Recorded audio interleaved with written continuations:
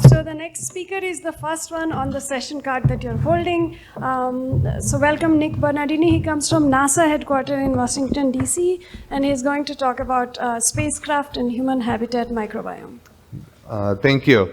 Thank you to the organizers and the Institute for hosting us. We're looking forward to some lovely talks and certainly a lot of good science conversation to come out of that.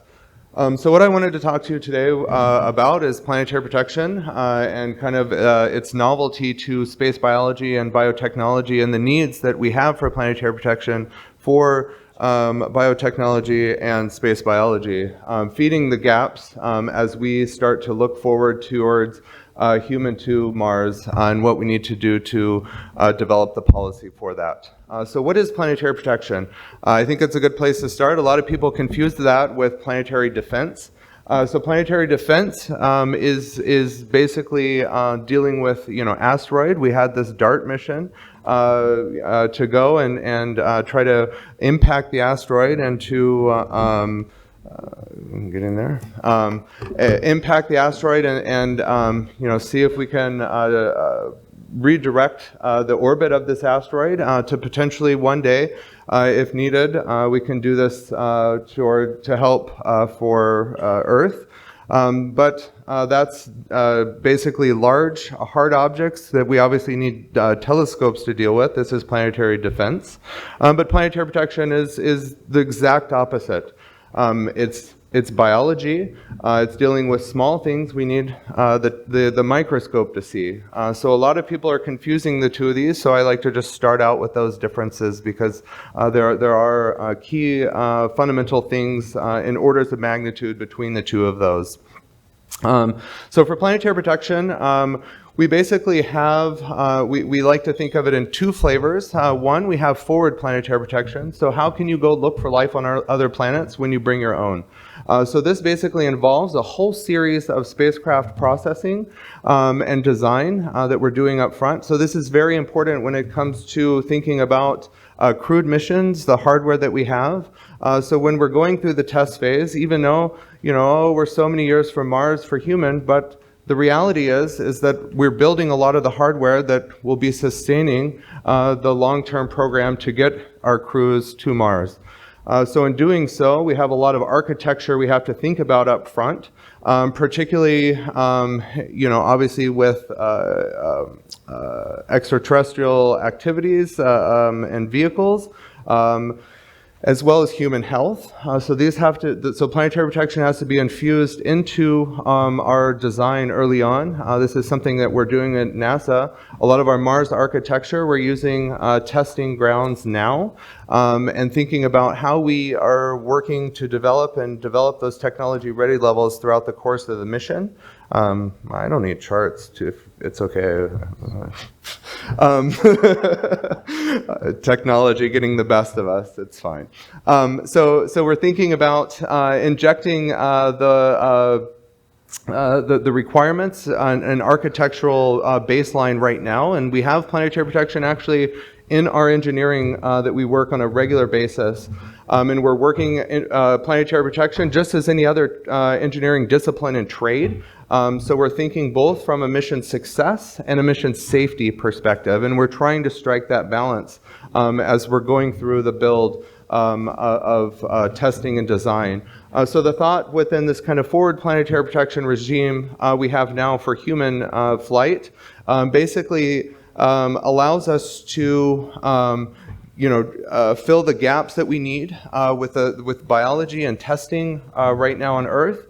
We're then looking forward to getting into our Artemis program a little bit more and Gateway. This allows us within low orbit to start testing as well as on the surface and operations for humans to the moon.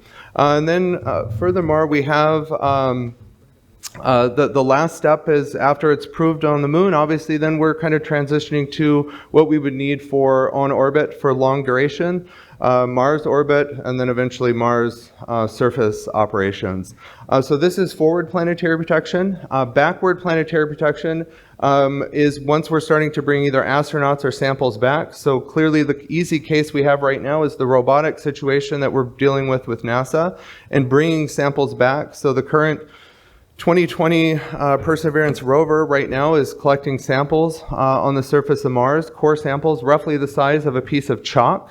And then it's got about 12 samples that we've collected on the surface. And then we're going to be sending a series of spacecraft to go collect those samples and then eventually bring those back to Earth. And throughout this whole process, we don't want to basically cause the next coronavirus, right? So we want to make sure that we're being safe for the Earth's biosphere and thinking about bringing those samples back. So we're just not doing presentation? Okay, here, I'll flip this. Maybe without it there. So we want to be safe in bringing those samples back for entry into Earth. So we have a whole series of processes that take place. These processes focus on breaking the chain. So we have we don't want to have Martian material on the exterior of our spacecraft as it gets into the Earth's biosphere. So we go through a series of sealing, think, kind of high containment, biocontainment, very similar to what we would do on Earth for, our biological agents and toxins. And so we go through a similar process where we want to make sure that we have things sealed. Not only sealing, but we implement a series of sterilization technologies as well. And so basically what happens is these tubes get put into what's called an orbiting sample. This is a size roughly about of a basketball or watermelon. Those go into there, and then it basically closes the two clamshells together. And then from an engineering perspective, we have to close this clamshell up. This is done with what's called a brazed seal. And so it's basically a mechanical heating upwards of 600 C, 500 C, to actually seal these two pieces together. And doing so, that obviously we get microbial reduction credit, sterilization actually, because this occurs for upwards of 1 to 2 minutes. To ensure that this mechanical seal is made. From there, then it goes up into the Earth orbiting vehicle, where then we have a series of clamshell devices that allow us to completely break the chain and get it sealed into the Earth entry vehicle. And so that whole process, we're also thinking about what do we do for humans. And so this is actually a far more extensive process. Most biology we know, as we bring the human to Mars, we're a fermenter. So wherever we go, we're going to be emitting organisms. And so this is one of the fundamental principles that we have from a Committee of Outer Space COSPAR research perspective. That we work. So there's a whole panel on planetary protection that we're looking at integrating. You have obviously representative from India participating on this panel as well. It's about 26 member states that are working together to try to understand what this policy looks like. And I think this is really the key place where the biologists and the engineering and the policymakers right now really have a key play in the roles in moving forward here. So basically we have a okay. We have a series of policy documents online, and there's several principles within that that we have to think about. One is that the assumption is that once humans go to Mars, it's basically impossible to have a closed loop system. So in doing so, we know that there's going to be some release of human microbiology into the Martian environment. And the second is that once humans go out and explore, we know that there's going to be no way to prevent Mars coming inside. And so we have some key differences from the way we think about robotic. So from a robotic perspective, we're very much in a control perspective, right? We can't do anything. So we have very stringent and prescriptive requirements how we deal with and build up our rovers in clean rooms, focused on high microbial reduction sterilization steps, and then prevention of cleaning or prevention of recontamination throughout that process. But obviously from a human perspective, we can't sterilize the human, and so we have to figure out how to manage that process. And so this is kind of where our COSBAR guidance is leaning towards right now, is that we need to be able to manage. So we need to be able to understand what the sphere of influence is, both from a spatial perspective. Once we get humans on Mars, we need to understand what the transport of those microbes look like in the Martian environment.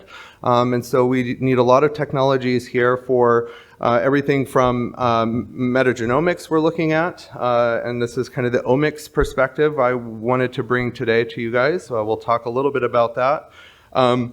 There's a lot in Mars transport.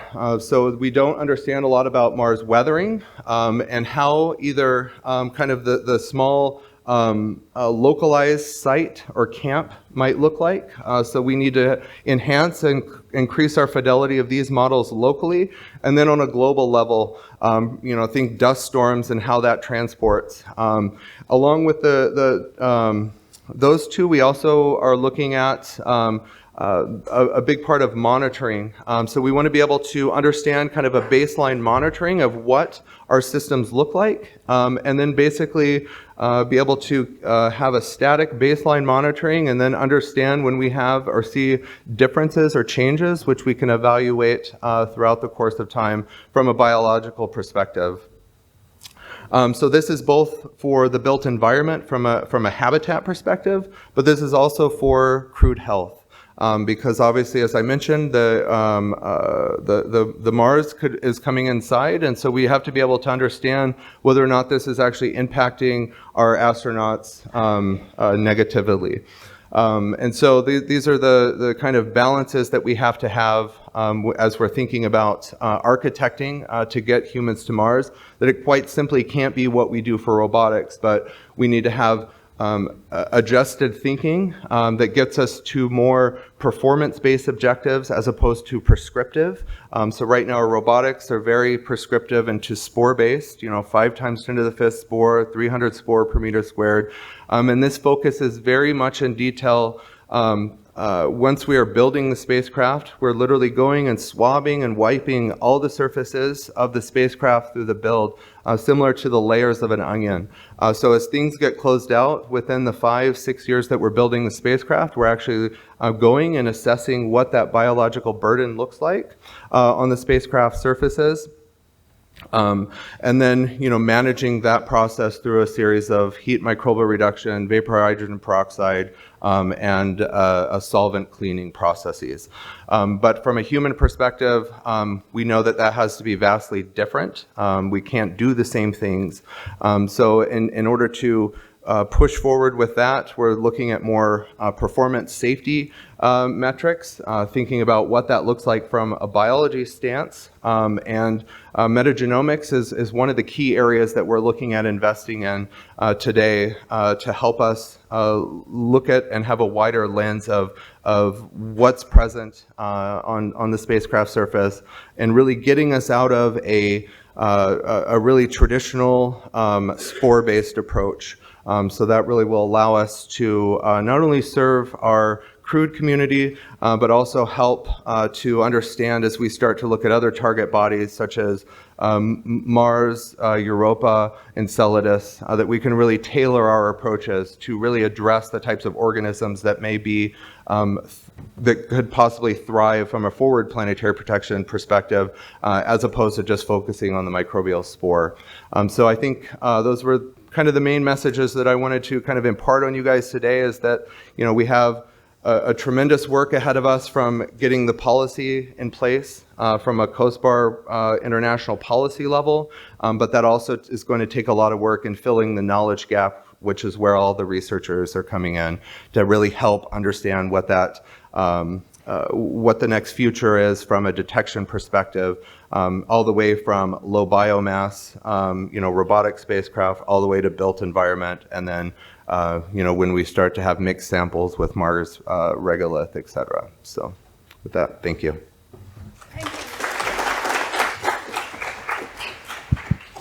Thank you, Nick. And you did brilliant without technology. So, so we have some time for questions for Nick. Perfect.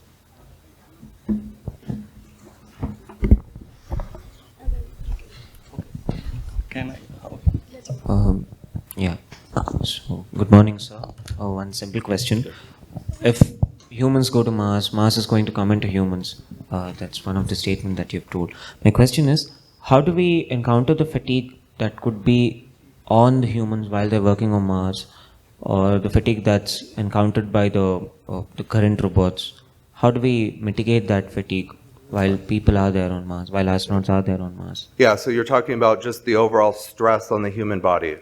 Yeah, so I think this is really one of the key places where from a space biology, this is all integrated. And so, from a NASA perspective, we have, kind of our crewed health, our crewed safety, and Office of Chief Medical that's focusing on all of the physiological differences and trying to understand what that looks like.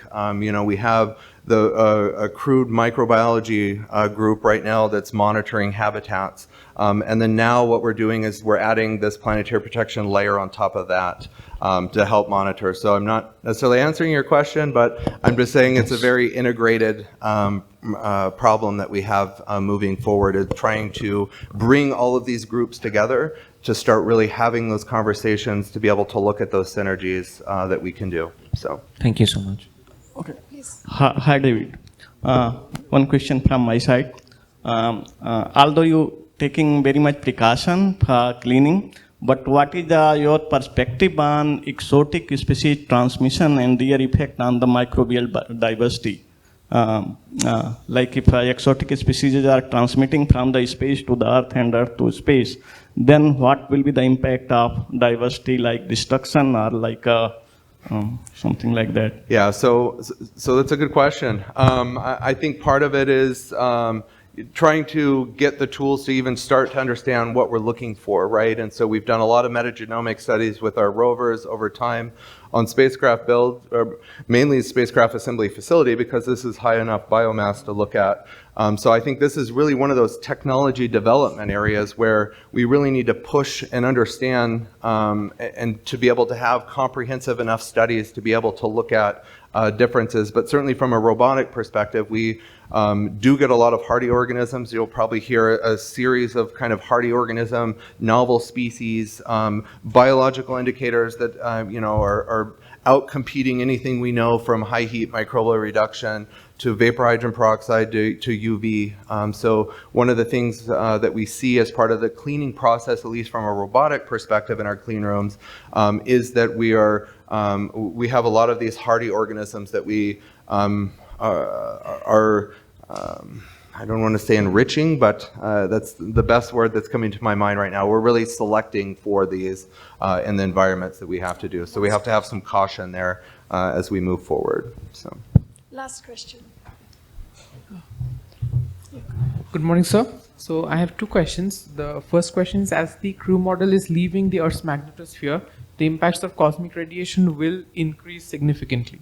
So are we looking forward to passive forms of radiation protection such as lead lining, or active forms of radiation protection such as genetic therapy and radioprotectants? So I don't know all the details there. That's kind of outside of my domain from a mechanical engineering, crude safety perspective. But what I can talk about is the types of passive credits that we're looking to achieve from a biology sense, given the extreme safe environment.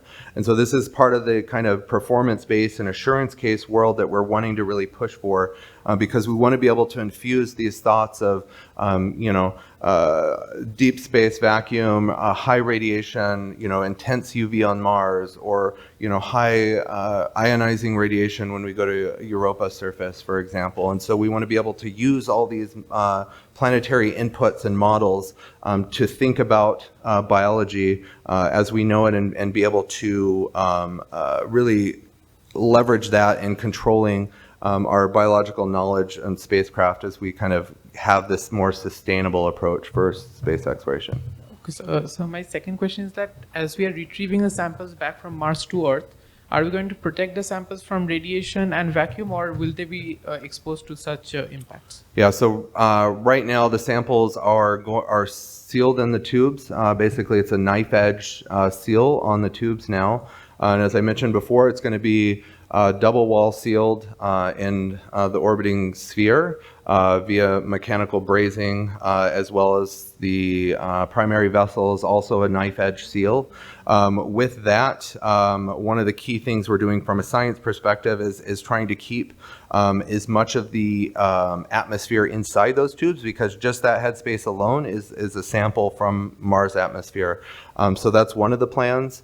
And then from radiation, we have standard shielding within our spacecraft to prevent electronics during the 6-month transit back to Earth.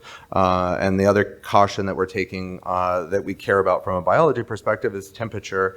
So right now, the Earth entry vehicle is a ballistic trajectory. And so it has the heat shield, which is seeing high ablative plasma temperatures similar to other spacecraft coming back down to Earth. And so we have to be thinking strategically about how to keep those samples 20 to 40 C, I think, is the requirement limit for the sample inside. So we're doing as much as we can to maintain the integrity of that, because we want to maximize the science. So. Thank you, Nick.